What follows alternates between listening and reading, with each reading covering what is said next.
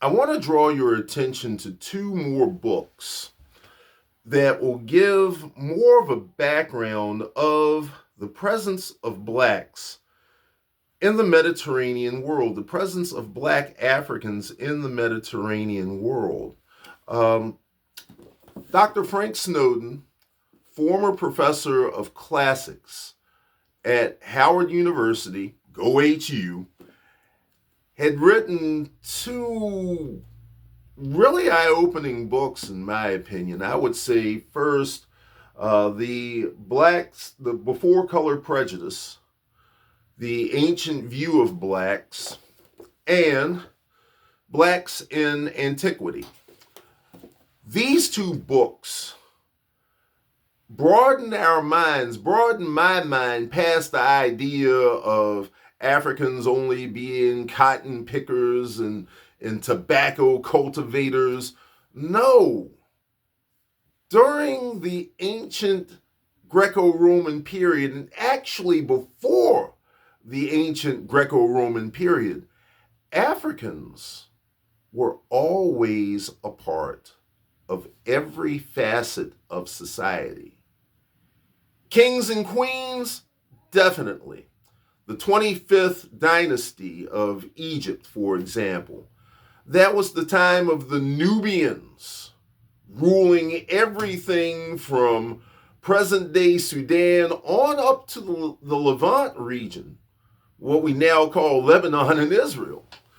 So these were people who weren't just relegated to being chattel slaves based on skin color. Oh no. These were rulers. These were tradesmen. They were sailors, merchants of every kind, and they were everyday next door neighbors, as well as being slaves. And in fact, as far as slavery was concerned, you were just as likely to run into a Celtic, a Welsh, a Hittite, or an Armenian slave as you were a Cushite or a Libyan or an Egyptian slave, for that matter. Dr. Snowden uses many photographs of Greco-Roman art and craftsmanship to show the heads and bodies of black Africans who were common in the Mediterranean world. Not only using art, but also some of the writings of people like Virgil, Cicero, Homer, who described Africans, who described blacks in every facet of society, even in history and mythology. So if we're going to study early African Christianity, we should also study something of the background of where these Africans, where these blacks came to know who Jesus is. And in fact, there are chapters in both books describing the early interactions between the first Christian churches and the Africans who were a part of those churches. Some of the writings are from some of the earliest of the Eastern Orthodox saints, such as Saint Gregory of Nyssa, Saint Basil, and Saint Athanasius, who we will talk about when I do my series on the history of early African Christianity.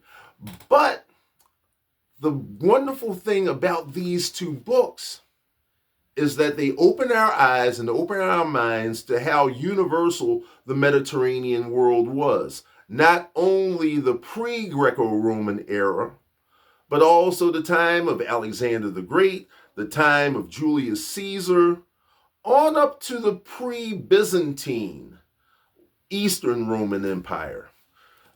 Dr. Snowden opens our minds to the fact that black Africans, were always a part of the world that we call the Eastern Mediterranean. This is not to say that everybody at that time was black, because everybody was not, but they did make up a significant part of the population. Now, how significant? Nobody really knows, because at that time, nobody really cared about skin color.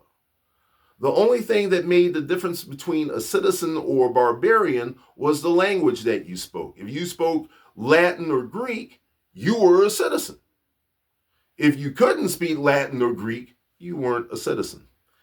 If you could serve in the army, if you could have a trade that was useful for the empire and for society, you could become a citizen. If you were captured in warfare, you were just a slave, but you had a little bit more flexibility and you weren't considered chattel lifetime slavery as you were in the founding of the United States. So to get us out of that slave mentality, and how a slave mentality gave us a separate black and white church, I highly recommend Before Color Prejudice and Blacks in Antiquity by Dr. Frank Snowden. Two excellent books to study early African Christianity.